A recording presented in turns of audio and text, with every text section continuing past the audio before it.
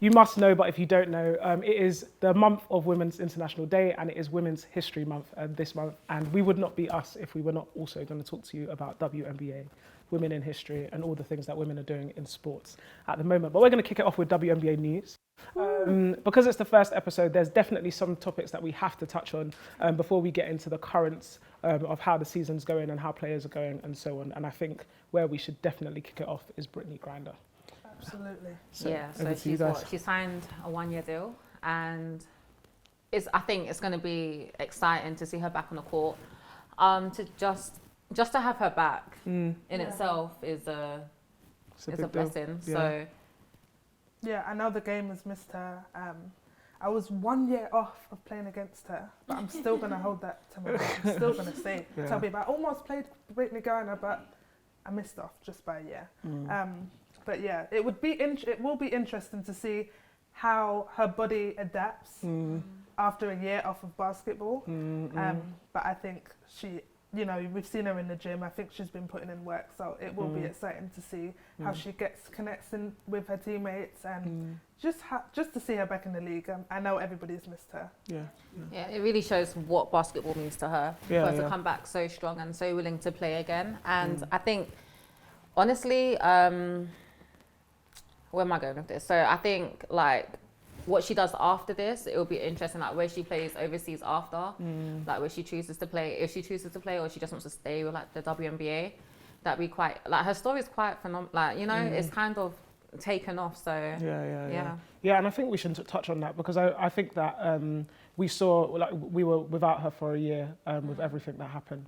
And we saw what it meant for basketball. We saw the appeals that were happening on the court, similar to sort of the BLM appeals.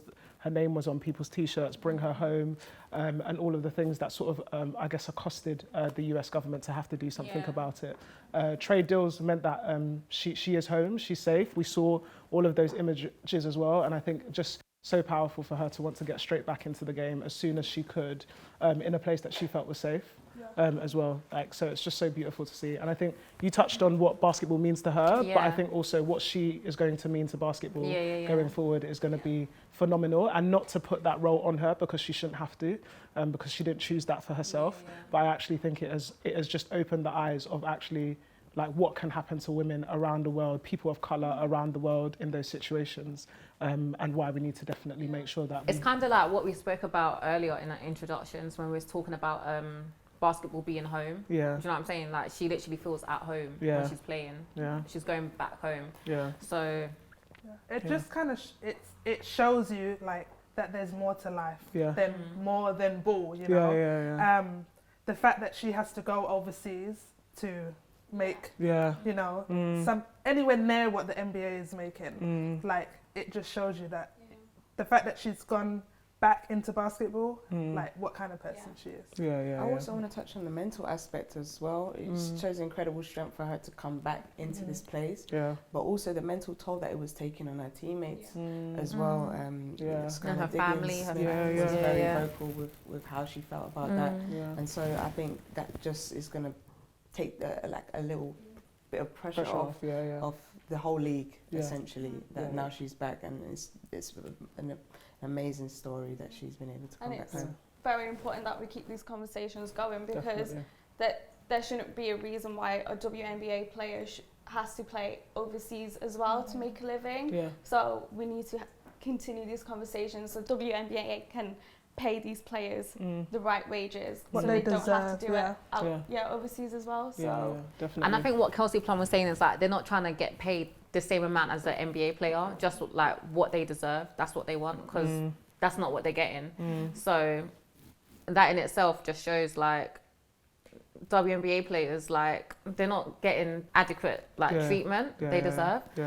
So and I think it's exactly what you said, that situations like this, we've seen it before, they spark action. And we're now in a position where the world has seen it. The world has seen governments have to discuss it. And actually we didn't have to be in that position if she didn't have to travel.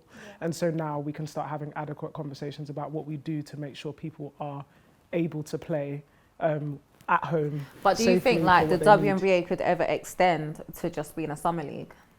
To just be in a summer league. Because, well, I mean, the WNBA is just during the summer, pretty much. So you're saying like a regular season, And like yeah, regular yeah, Europe? yeah.